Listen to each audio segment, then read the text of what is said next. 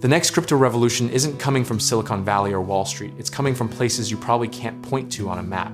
And if you miss it, you're going to spend the next 5 years watching someone else get rich while you explain why you almost invested. Let's talk about why certain countries are about to leap ahead, while others are still debating whether Bitcoin is a Ponzi scheme at a government committee meeting. The catalyst is simple. When your local currency is basically a participation trophy, crypto stops being speculative and starts being survival.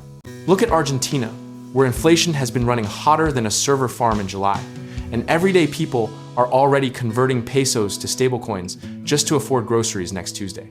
This isn't a trend, it's a financial pressure valve, and the whole country is already squeezing it.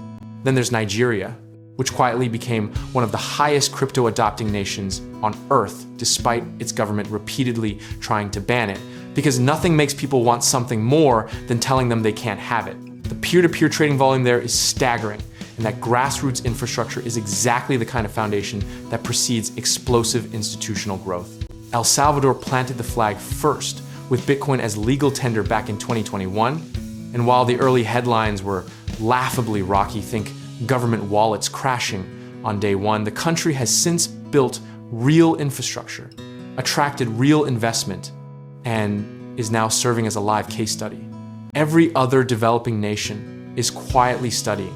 The Philippines, Vietnam, and Indonesia are watching closely because their remittance economies make crypto not just convenient, but genuinely transformative. The United Arab Emirates, and specifically Dubai, have essentially built a regulatory red carpet, low taxes, clear frameworks, and a government that actually wants to be the crypto capital of the world, not fight it in court for a decade. Meanwhile, Europe is still writing the rulebook, and the US is still arguing about which agency gets to be upset about it. Here's the irony nobody talks about. The countries with the weakest traditional financial systems are adopting the most cutting-edge financial technology, the fastest, while wealthy nations with robust banking infrastructure are the slowest to move because they have the most to protect. It's like the kid with no car learning to drive the fastest because they actually need to get somewhere. Historically, every major technology wave, the internet, mobile banking, social media, was led first by unexpected geographies before the giants caught up and took credit. We saw M-Pesa revolutionize payments in Kenya years before Apple Pay existed, and yet somehow we're still surprised when the developing world moves faster than the developed one. A common misconception is that crypto adoption requires wealth or tech literacy, but what it actually requires is desperation, distrust of existing systems, or a genuine use case.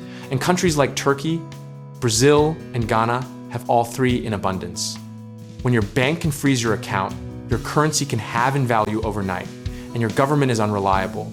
A decentralized ledger isn't a luxury, it's a lifeline. The practical lesson here is to watch the regulatory signals, not the price charts, because the countries building frameworks, even imperfect ones, are the ones creating environments where businesses will actually build. Bhutan has been quietly mining Bitcoin using hydroelectric power since 2019. And most people have no idea because it doesn't fit the narrative we've been sold about who gets to play in this space. Your strategy shouldn't be to bet the house on one jurisdiction's success. It should be to understand the macro thesis. Currency instability plus young populations plus mobile penetration equals crypto adoption. And that formula is playing out across Southeast Asia, Latin America, and Sub-Saharan Africa simultaneously right now. Sizing matters more than timing, and a modest position taken with conviction and discipline will always outperform a panicked large bet made on hype. The philosophical truth underneath all of this is that money is ultimately a collective agreement, and when enough people in enough places stop agreeing with the old system, the new one doesn't ask permission, it just grows. We're watching that happen in real time, which is either thrilling or terrifying, depending entirely on which side of that agreement you've positioned yourself on. Stay rational, stay curious, keep your position sizes honest, and remember that the biggest gains in any technology cycle go to the people who did their homework before the headlines arrived.